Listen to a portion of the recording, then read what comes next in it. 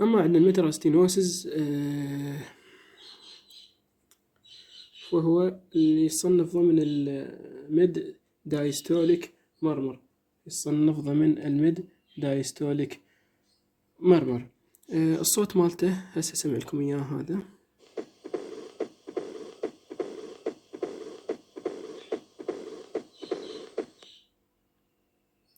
طبعا الاسكولتيشن مالته وين نخلي السماعة، نخليها بالفايف انتركوستال سبيس بالميد كلافيكولار لاين، يعني بالابكس بيت اوف ذا هارت، كما موضح في هذا الشكل. هنا اخليها نفس الماتيريال ريجرجيتيشن.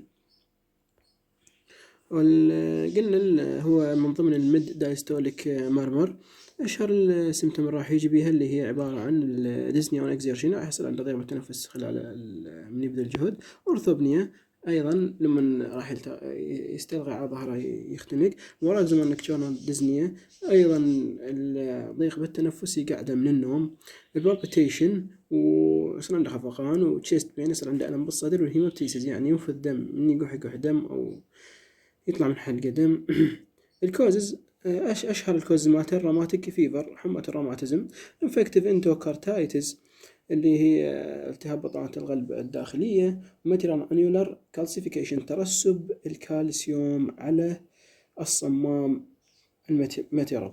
هذا من راح يترسب الكالسيوم عليه؟ راح يقلل لنا، يعني راح يضيق الفتحة فيقلل لنا تدفق الدم، وما راح يؤدي وظيفته بشكل كامل. وعندنا سيستميك لوبس إريثرومايتوسيس. هسه نسمعكم الصوت مرة ثانية.